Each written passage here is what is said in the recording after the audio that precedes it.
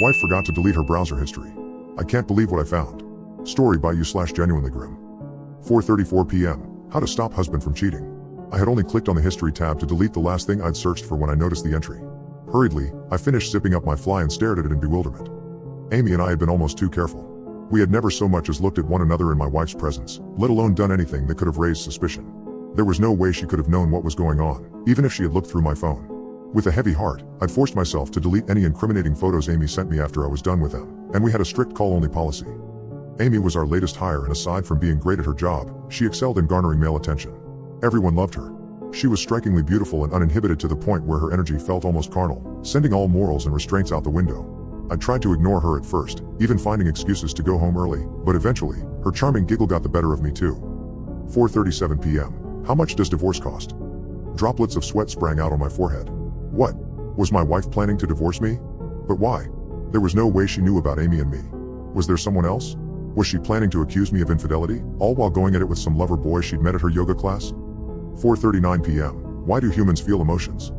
I pursed my lips. If by some miracle my wife did know about the affair, I couldn't imagine the way she must have been feeling.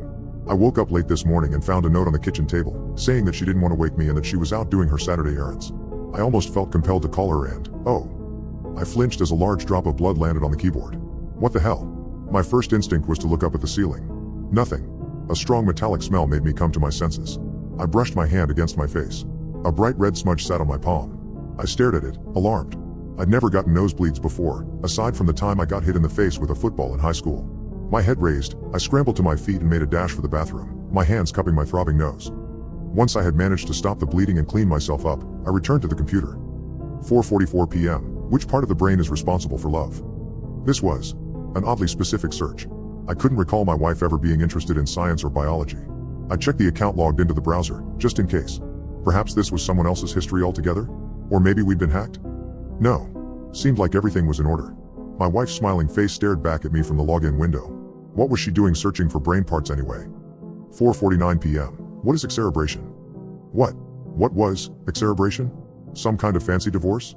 I'd never heard of the term in my life. I didn't even hesitate before clicking it, eager to find out what my wife was planning for us. I wish I hadn't. As the results came up on the monitor, my stomach lurched and my gag reflex kicked in. The images were graphic enough for my hand to automatically gravitate towards the return button, but a short paragraph in bold caught my eye. An ancient procedure involving chiseling through the bone of the nose, in order to scoop out the brain matter. My heart hammering in my chest, I clicked the back button and scanned the rest of the entries. 5:01 p.m. Can a person live without the hypothalamus? 5:05 p.m. Location of the hypothalamus. 5:11 p.m. How much temazepam is safe? My skin crawled as I read, but I couldn't look away. I was so immersed that I didn't even hear the front door bang. Honey? I'm home. I stared at the wall, too shocked to reply. What was I meant to say? How was I supposed to ask her about all this? Hello? She called again, her heels clacking towards me. Hey. I choked, throwing the box of tissues into the drawer. How was? Oh, good, she smiled as she appeared in the doorway. How are you? You had quite a lot to drink last night. I stammered. I did? She studied me, as though she wasn't sure whether I was joking or not. What's all this? I asked, gesturing to the computer screen. She joined me at the desk, frowning at the clammy wood surface. What? I pointed at the browsing history, my index finger shaking visibly in the air. Oh, she flushed, two pink spots appearing on her cheeks. Well, you did say we could try it, so I had to do a little research, you know? What? I said we could try, what?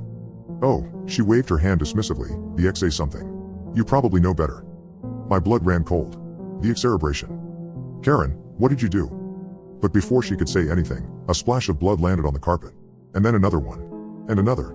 Karen watched me, her skin growing pale. What? Suddenly, a small fleshy lump escaped my nostril and rolled down the front of my shirt. We both stared at it in shocked silence. Then, my wife screamed, turning on her heel to flee the room, but I caught up to her, pinning her against the wall. Tell me what the hell you did. She tried to fight me, writhing under my grip, but I held on tight. Blood was streaming into my mouth and down my chin, staining both of our clothes. How can you not remember? She screeched, trying to elbow me in the ribs. Don't you remember what you did? I stared at her panic-stricken face, trying my best to recall any memories from the previous night. No, what did I do? You came home after work and told me you were leaving me for Amy, she sobbed. You said you didn't want to love her, but you did. I stood there quietly, mulling it over, as more pulp splashed onto my stomach. Ew. We need to call you an ambulance. Karen shrieked, trying to pull away. What the heck is that? Then what happened? I demanded, my heart practically leaping out of my chest. Tell me what you did. What the actual F, John? She screamed. We got drunk, okay? We got really wasted. And then you said you knew of a way to fix this. To fix us. You said there's something called hypothalamus in your brain, and if removed it would stop you from loving Amy. I felt like I was having an out-of-body experience. What the hell was she saying? Had she actually attempted to remove a part of my brain? And... Wait, I whispered, who's Amy?